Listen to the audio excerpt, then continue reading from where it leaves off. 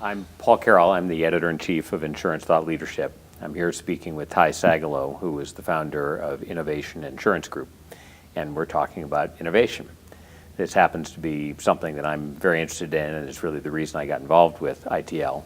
I've been covering technology for a long time and have seen how information technology has changed a lot of industries.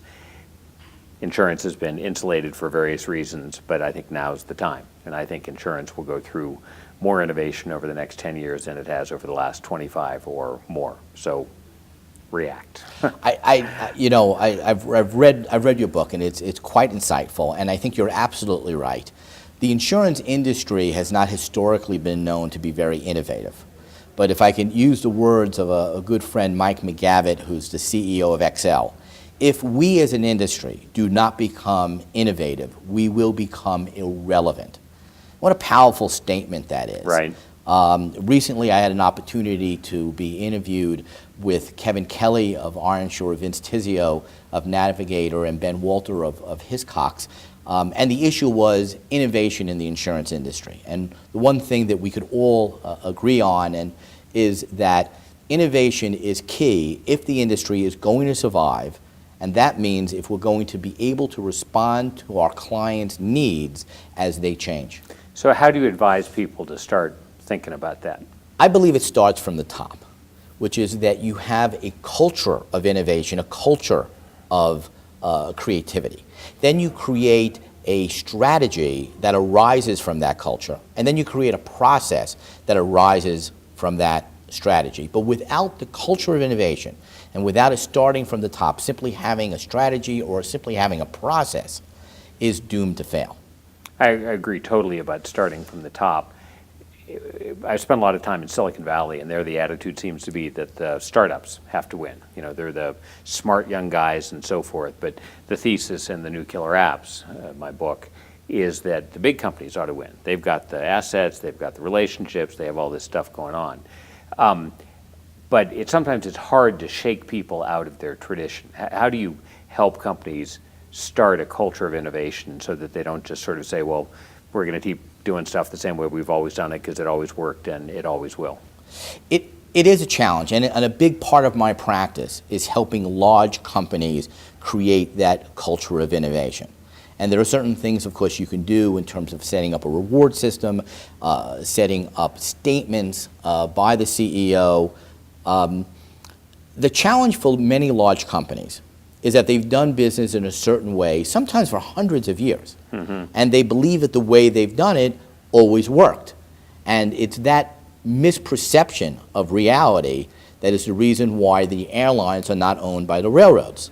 The railroad companies should have owned all the airlines and all the airports, but of course they didn't. Right. And without mentioning by name, there's a very famous camera company that we all know and love, and who did not realize until it was really almost too late the virtues and the benefits of digital film. Right. So it's very dangerous if you're large, but very important, because the larger you are, the more leverage you can have to make a meaningful change if you instill that culture of creativity. I find the Kodak example fascinating. I wrote about it in an earlier book, $1 Billion Lessons, and they actually invented the core piece of digital photography and then did some projections that laid out very accurately how it was going to develop, and then still went into bankruptcy because they didn't react fast enough. In terms of insurance, what are a couple examples of clients of yours or other people other companies that you think are doing especially innovative things? Well, there are a lot of great examples. AIG, that has historically known to be an innovative company, just came out with a variation of cyber risk that I think is getting a lot of people's attention. There are a number of companies, especially Lloyd's of London syndicates, that have come out with new products for reputation insurance. Liberty Mutual just came out with a product this year that would insure the loans, would guarantee loans that are collateralized by intellectual property. So just some fascinating things that are still being done by the insurance industry, and we have to do it. AIG had a commercial that I loved not 2 years ago, a number of years ago, that said the biggest risk is not taking one. Right.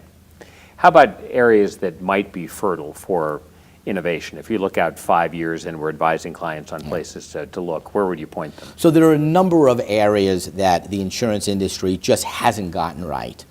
Top of mind is supply chain, which is a huge risk for almost all companies of all sizes, certainly larger international companies. And there has been some supply chain insurance policies, but nothing that's quite worked. Reputation insurance, corporate brand insurance, which I believe is to be the next cyber. The industry is still experimenting with a number of different approaches. And I think experimentation is important and correct. And we'll see what types of features and what types of coverage is eventually going to win at the end of the day. Climate change, I guess, would be the third one that I would mention. Okay. The liability for climate change is increasing. And the insurance industry hasn't really done anything successfully with that renewed liability. Alan Kay, who as much as anybody invented the PC, likes to say that the best way to predict the future is to invent it. Indeed. And I like that. So thanks for taking the time, Ty. Oh, thank you very much.